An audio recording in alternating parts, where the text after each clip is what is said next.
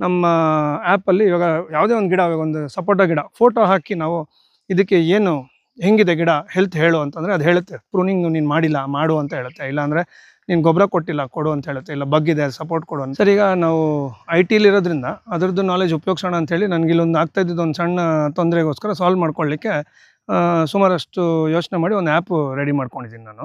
ಅದರಿಂದ ನನಗೆ ತುಂಬಾ ಬೆನಿಫಿಟ್ ಆಗ್ತದೆ. ಒಂದು ಪ್ರಾಬ್ಲಮ್ ಏನು ಅಂತಂದರೆ, ಯಾವ ಗಿಡಕ್ಕೆ ಪ್ರೂನಿಂಗ್ ಮಾಡಬೇಕು, ಯಾವ ಗಿಡಕ್ಕೆ ಪ್ರೂನಿಂಗ್ ಆಗಿಲ್ಲ, ಯಾವ ಗಿಡದಲ್ಲಿ ಹಣ್ಣು ಬರ್ತಾ ಇದೆ, ಯಾವುದ್ರಲ್ಲಿ ಬರ್ತಾ ಇಲ್ಲ, ಯಾವುದು ಬಗ್ಗಿದೆ, ಯಾವುದು ಅದಕ್ಕೆ ಸಪೋರ್ಟ್ ಬೇಕು, ಯಾವುದು ಯಾವ ಟೈಮಲ್ಲಿ ಪ್ರೂನ್ ಮಾಡಬೇಕು, ಯಾವ ತಿಂಗಳಲ್ಲಿ ಪ್ರೂನ್ ಮಾಡಬೇಕು, ಯಾವುದಕ್ಕೆ ನೀರು ಜಾಸ್ತಿ ಬೇಕು, ಯಾವ್ದು ಕಮ್ಮಿ ಬೇಕು, ಅದೆಲ್ಲ ಟ್ರ್ಯಾಕ್ ಇಟ್ಕೊಳ್ಳೋಕ್ಕೆ ನಾವು ಪ್ರತಿನಿತ್ಯ ಒಂದಿಲ್ಲಿರಲ್ಲ. ನಾವು ಹೇಳ್ದಂಗೆ ವೀಕೆಂಡ್ ಫಾರ್ಮಿಂಗು, ವೀಕೆಂಡಲ್ಲಿ ಬಂದು ಹೋಗ್ತೀವಿ ನಾವು.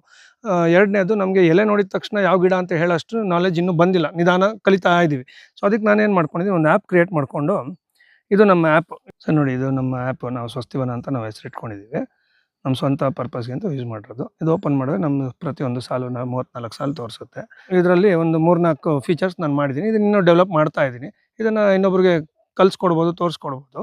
ಇದು ನಮ್ಮದು 34 ಸಾಲು ಇರೋದು, 34 ಸಾಲು ಇಲ್ಲಿದೆ. ಇದು 16ನೇ ಸಾಲು ನಾವು ಇರೋದು. 16ನೇ ಸಾಲು ಓಪನ್ ಮಾಡಿದ್ರೆ ಫಸ್ಟು ಅರಳಿ ಮರ. ಇದರಲ್ಲಿ ನಾನು ಬರೆದಿದ್ದೀನಿ, ಅದೊಂದು ಆಟೋಮೆಟಿಕ್ಕಾಗಿ ಹಿಂಗೆ ಟ್ಯಾಗ್ ಮಾಡ್ಬೋದು. ಟ್ಯಾಗ್ ಮಾಡ್ಕೊಂಡು ಹೋಗಿದ್ದೀನಿ. ಇದು ಅರಳಿ ಮರ, ಇದು ಹೆಲ್ದಿ ಆಗಿದೆಯಾ, ವೀಕ್ ಆಗಿದೆಯಾ, ತುಂಬ ನರಳ್ತಾ ಇದೆಯಾ, ಆಮೇಲೆ ಇದು ಪ್ರೂನಿಂಗ್ ಮಾಡಬೇಕಾ, ನೆಕ್ಸ್ಟು ಮಾಡಿದ್ದೀವಾ, ಮಾಡೋದು ನೆಸಿಟಿ ಇಲ್ವಾ, ಇದು ಹಣ್ಣು ಬರ್ತಾ ಇದೆಯಾ, ಏನು, ಇದು ಯಾವ ವರ್ಷ ಹಾಕಿರೋದು, ಇದು ಸೀಡ್ಲಿಂಗಿಂದನಾ, ಗ್ರಾಫ್ಟೆಡ್ಡಾ, ಮತ್ತು ಇನ್ನೇನದು ಇದು ಬಗ್ಗಿದೆ, ಇದರಲ್ಲಿ ಸಪೋರ್ಟ್ ಕೊಡಬೇಕು, ಅಥವಾ ಇದು ಇನ್ನೊಂದೇನೋ ತೊಂದರೆ ಇದೆ ಅಂದರೆ ನಾನು ಇಲ್ಲಿ ಬರ್ಕೊಂಡು ನಾನು ಸೇವ್ ಮಾಡಿಕೊಂಡ್ರೆ ಇಲ್ಲಿ ಸೇವ್ ಆಗುತ್ತೆ.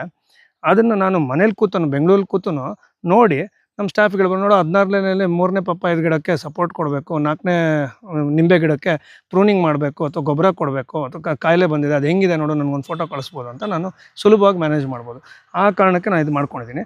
ಇಲ್ಲಿ ನೋಡಿ, ಲೈನ್ ನೋಡ್ತಾ ಇದ್ದರೆ ಫಸ್ಟು ಹಳ್ಳಿ ಮರ ಆಯಿತು, 7 ಅಡಿ ಆದಮೇಲೆ ಪಪ್ಪಾಯ ಗಿಡ ಇದೆ, ಅದಾದಮೇಲೆ ಬಾಳೆ ಗಿಡ ಇದೆ. ಅದು ನನ್ನ ಮನೆಯಿಂದಲೇ ನಾನು ನೋಡ್ಬೋದು. ಅಂದರೆ ಕ್ಯಾಮ್ರಾ ಇಲ್ಲ ಅಂದ್ರೂ ನನಗೆ ಯಾವ ಸಾಲಲ್ಲಿ ಏನಿದೆ ಅಂತ ನಾನು ನೋಡ್ಬೋದು. ಫಸ್ಟ್ ಟೈಮ್ ಮಾತ್ರ ನಾನು ತೋಟ ನಡೀತಾ ಇನ್ಪುಟ್ ಕೊಟ್ಕೊಂಡ್ಬಿಟ್ರೆ, ಆಮೇಲಿಂದ ಲೈಫ್ ಟೈಮ್ ನಾನು ಇದ್ರಲ್ಲಿ ನೋಡ್ತಾ ಹೋಗ್ಬೋದು.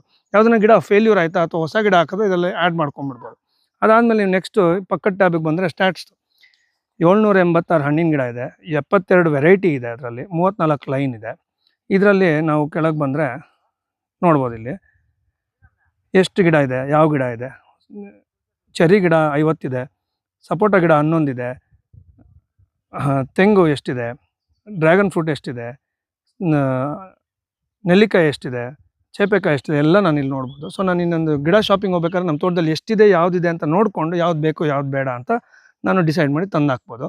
ಪ್ಲಸ್ ಇನ್ನೊಂದು ಏನು ಮಾಡ್ಬೋದು ಅಂದರೆ, ನಮ್ಗೆ ಈ ಸಾಲಿಂದ ಸಾಲಲ್ಲಿ ಪ್ರತಿ ಸಾಲಲ್ಲಿ ಯಾವುದ್ರ ಪಕ್ಕ ಯಾವುದಿದೆ ಅಂತ ಗೊತ್ತಿದೆಯಲ್ಲ, ಇದನ್ನು ನಾವು ಕೊಟ್ಬಿಟ್ಟು ನಾನು ಹೇಳ್ಬೋದು, ನೋಡಮ್ಮ 18ನೇ ಸಾಲಲ್ಲಿ 2 ಪಪ್ಪಾಯ ಇದೆ, 8 ಗಾವ ಇದೆ, 3 ತೆಂಗಿದೆ, 2 ಜಾಗ ಖಾಲಿದೆ, ಯಾವ ಗಿಡ ಇಲ್ಲಿರೋ ನೆರಳಿಗೆ ಯಾವ ಗಿಡ ಚೆನ್ನಾಗಿ ಬರುತ್ತೆ ಅಂದರೆ ಅದು ಸಜೆಸ್ಟ್ ಮಾಡುತ್ತೆ. ಅದರಲ್ಲಿ ನಾನು ಚೂಸ್ ಮಾಡಿಕೊಂಡು ನಾನು ಪರ್ಚೇಸ್ ಮಾಡ್ಕೊಂಡು ತಂದು ಇಲ್ಲಿ ಹಾಕ್ಬೋದು. ಆವಾಗ ನಾವು ನಾಲೆಡ್ಜು ಗೈನ್ ಮಾಡ್ದಂಗೆ ಆಯಿತು. ಇದು ನಮ್ಮ ಟೆಕ್ನಾಲಜಿ ನಮಗೆ ಕೃಷಿಗೆ ಹೆಲ್ಪ್ ಮಾಡ್ದಂಗೂ ಆಯಿತು. ಸೊ ಇದಿಷ್ಟು ಇದಿದೆ. ಇದರಲ್ಲಿ ನಾನು ಬೆಂಗಳೂರಿಂದ ನೋಡ್ಕೊಂಡು ನಾನು ಇಲ್ಲಿ ಬಂದಾಗ ನೋಟ್ಸ್ ಮಾಡ್ಕೊಂಡು ಬೆಳಗ್ಗೆ ಒಂದು ವಾಕ್ ಆದಂಗೆ ಆಯಿತು, ಇದರಲ್ಲಿ ನೋಟ್ಸ್ ಮಾಡ್ಕೊಂಡಂಗೆ ಆಯಿತು. ವಾರ ಪೂರ್ತಿ ಬೆಳಗ್ಗೆ ಎದ್ದು ನಮ್ಮ ಇಲ್ಲಿ ತೋಟ ನೋಡ್ಕೊಳ್ಳೋರಿಗೆ ಫೋನ್ ಮಾಡಿದಾಗ, ನೋಡಪ್ಪ ಈ ಸಾಲಿನ ಕೆಲಸ ಮಾಡಿ ಇವತ್ತು, ಈ ಗಿಡಕ್ಕೆ ಏನು ಮಾಡಬೇಕು, ನಾನು ಅವ್ನಿಗೆ ಹೇಳಿದ್ರೆ ಅವ್ನು ಪಾಡಿಗೆ ಅವ್ನು ಮಾಡ್ಕೊಂಡು ಹೋಗ್ತಾನೆ.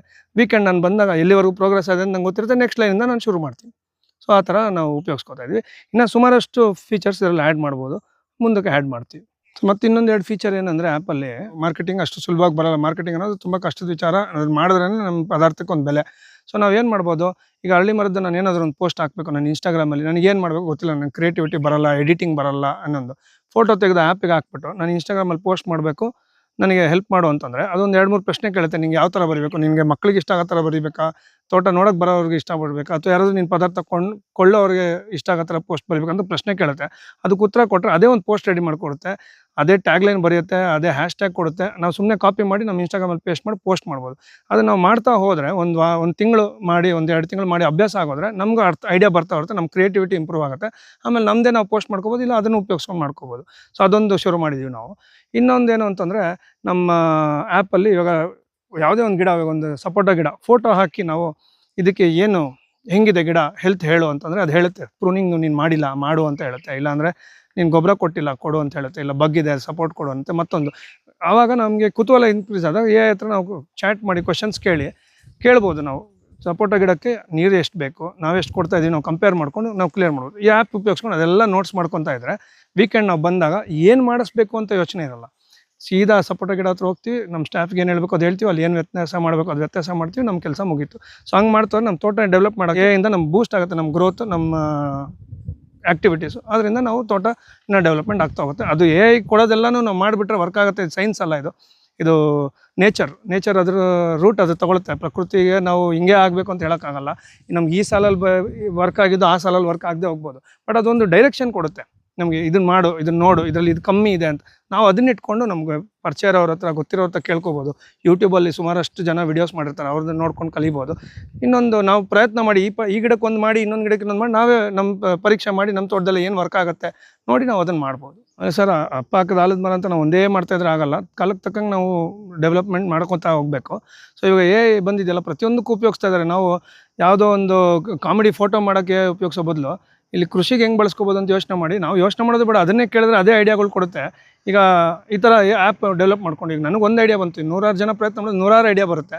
ಅದನ್ನ ಆ್ಯಪ್ ಡೆವಲಪ್ ಮಾಡ್ಕೊಂಡು ನಾವು ಉಪಯೋಗಿಸಿದ್ರೆ ನಾವು ಅದರಿಂದನೂ ನಾವು ಕಲಿತೀವಿ. ನಮ್ಮ ಕೃಷಿಗೂ ಇನ್ನೊಂದು ಎಕ್ಸ್ಟ್ರಾ ಆಳು ಸಿಗ್ದಂಗೆ, ಒಂದು ಯೋಚನೆ ಮಾಡೋಕ್ಕೆ ಒಂದು ಆಳು ಸಿಗ್ದಂಗೆ ಅದು ಹೆಲ್ಪ್ ಮಾಡುತ್ತೆ. ನಾವು ಅದನ್ನು ಉಪಯೋಗಿಸ್ಕೊಂಡು ಡೆವಲಪ್ಮೆಂಟ್ ಮಾಡ್ಕೊತಾ ಹೋಗ್ಬೋದು.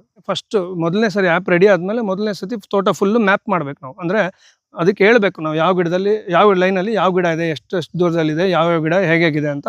ಹೆಲ್ತ್ ಆಗಲಿ, ಪ್ರೂನಿಂಗ್ ವಿಷಯ ಆಗಲಿ, ಹಣ್ಣು ಬರ್ತಾ ಇದೆಯಲ್ಲ ಅನ್ನೋದಾಗಲಿ ಆ್ಯಪಿಗೆ ಮೊದಲನೇ ಸತಿ ಹೇಳಬೇಕು. ಅದು ಪ್ರತಿಯೊಂದು ಸಾಲು ನಾವು ನಡ್ಕೊಂಡು ಒಂದು ಸತಿ ನಾವು ಮಾಡ್ಕೊಂಬಿಟ್ರೆ ಅದು ಆ್ಯಪಲ್ಲಿ ಇರುತ್ತೆ. ಅದು ನಿಮಗೆ ದಿನಕ್ಕೊಂದು 10 ಲೈನ್ ಮಾಡಿದ್ರು 3-4 ದಿನದಲ್ಲಿ 34 ಲೈನ್ ಮುಗಿದೋಗುತ್ತೆ. ನಾವು ಅದೆಲ್ಲ ಮ್ಯಾಪ್ ಮಾಡಿಬಿಟ್ಟಿದ್ದೀವಿ. ಈಗ ಅದಾದಮೇಲೆ ನೆಕ್ಸ್ಟು ಪ್ರತಿ ಸತಿ ಬಂದಾಗಲೂ ಪ್ರತಿ ಸಾಲು ನಾವೇನು ನೋಡೋದಿರಲ್ಲ, ನಾವು ಓಡಾಡ್ತಾ ಇರ್ತೀವಿ. ನಮ್ಗೆ ಗೊತ್ತಿರ್ತಿದ್ದು 16ನೇ ಲೈನು ಅಂತ, ಅಲ್ಲಿ ಯಾವುದೋ ಒಂದು ಗಿಡ ವೀಕ್ ಆಗಿ ಕಾಣುತ್ತೆ, ಅದನ್ನು ನಾವು ನೋಟ್ ಮಾಡ್ಕೋಬೇಕು. ಪ್ರತಿ ಗಿಡದ್ದು ಪ್ರತಿ ಸತಿ ನೋಟ್ ಮಾಡ್ಕೊಳ್ಳೋದೇನೂ ಇರಲ್ಲ. ಈಗ ಯಾವ ಗಿಡದ ನೋಟ್ ಮಾಡ್ಕೋಬೇಕು ಅನ್ಸುತ್ತೋ ಅವಾಗ ನಾವು ನೋಟ್ ಮಾಡ್ಕೋಬೋದು. ಇವಾಗ ನಮ್ಮ ಹುಡುಗ ಯಾವುದಾದ್ರು ಫೋಟೋ ಕಳಿಸ್ಬಿಟ್ಟು ಈ ಗಿಡ ವೀಕ್ ಆಗಿದೆ ಅಂತ ನಮ್ಗೆ ಹೇಳಿದ್ರೆ, ಯಾವ ಸಾಲು ಎಷ್ಟನೇ ಗಿಡ ಅಂತ ನೋಡ್ಕೊಂಡು ನಾವು ಮನೇಲಿ ಕೂತ್ಕೊಂಡು ನೋಟ್ ಮಾಡ್ಕೋಬೋದು. ನಾವು ಅದನ್ನ ನೋಟ್ ಮಾಡ್ಕೊತಾ ಇದ್ದರೆ ನಮ್ಗೆ ಇನ್ಫಾರ್ಮೇಷನ್ ಸಿಗುತ್ತೆ. ಆ ಇನ್ಫಾರ್ಮೇಷನ್ನ ನಾವು ಮ್ಯಾನ್ಯುಯಲ್ ಆಗಿ ನೋಡಿಕೊಂಡು ನೆಕ್ಸ್ಟ್ ಏನು ಮಾಡಬೇಕು ಅನ್ನೋದು ಡಿಸೈಡ್ ಮಾಡ್ಬೋದು. ಇಲ್ಲ ಅದನ್ನು ಸುಮ್ಮನೆ ಎಕ್ಸ್ಪೋರ್ಟ್ ಮಾಡಿ ಕೊಟ್ಟು ನನಗೆ ಒಂದು ಟಾಸ್ಕ್ ಲಿಸ್ಟ್ ಕೊಡು ಅಂದರೆ ಅದೇ ಹೇಳ್ಬಿಡುತ್ತೆ, ಇಷ್ಟು ಗಿಡ ಇದೆ ಈ ಸಾಲಲ್ಲಿ ಪ್ರೂನಿಂಗ್ ಮಾಡೋಕ್ಕೆ, ಇಷ್ಟು ಗಿಡಕ್ಕೆ ಗೊಬ್ಬರ ಕೊಡಬೇಕು, ಇಷ್ಟು ಗಿಡಕ್ಕೆ ಬಗ್ಗಿದೆ ಸಪೋರ್ಟ್ ಕೊಡಬೇಕು, ನಾವು ಏನು ಹಾಕಿದ್ದೀವೋ ಅದ್ರ ಪ್ರಕಾರ ಅದು ಟಾಸ್ಕ್ ಲಿಸ್ಟ್ ಕೊಟ್ಬಿಡುತ್ತೆ. ಅದನ್ನ ಇಟ್ಕೊಂಡು ನಾವು ನಮ್ಮ ತೋಟ ನೋಡ್ಕೊಳ್ಳೋರಿಗೆ ಹೇಳ್ಕೊಡ್ಬೋದು ಏನೇನು ಮಾಡಬೇಕು. ಸರ್, ಆ್ಯಪ್ಗೆ ನಾವು ಸ್ವಸ್ತಿವನ ಅಂತ ಸುಮ್ಮನೆ ನಮ್ಮ ತೋಟದ ಹೆಸರೇ ಇಟ್ಟಿದ್ದೀವಿ. ನಾವು ನಮ್ಮ ಸ್ವಂತ ಯೂಸ್ಗೆ ಅಂತ ಡೆವಲಪ್ ಮಾಡ್ಕೊಂಡಿರೋದು.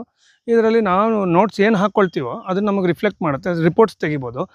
ಎಷ್ಟು ಗಿಡಕ್ಕೆ ನಾವು ಗೊಬ್ಬರ ಹಾಕಬೇಕು, ಎಷ್ಟು ಗಿಡ ವೀಕ್ ಆಗಿದೆ, ಎಷ್ಟು ಗಿಡ ಬಗ್ಗಿದೆ, ಎಷ್ಟು ಗಿಡ ಪ್ರೂನಿಂಗ್ ಮಾಡಬೇಕು, ಎಷ್ಟು ಗಿಡ ಹಣ್ಣು ಕೊಡ್ತಾ ಇದೆ, ನಮಗೆಲ್ಲನೂ ಚಾರ್ಟ್ ಬಂದುಬಿಡುತ್ತೆ. ಅದನ್ನು ನೋಡ್ಕೊಂಡು ನಾವು ಕೆಲಸ ಪ್ಲ್ಯಾನ್ ಮಾಡ್ಕೋಬೋದು.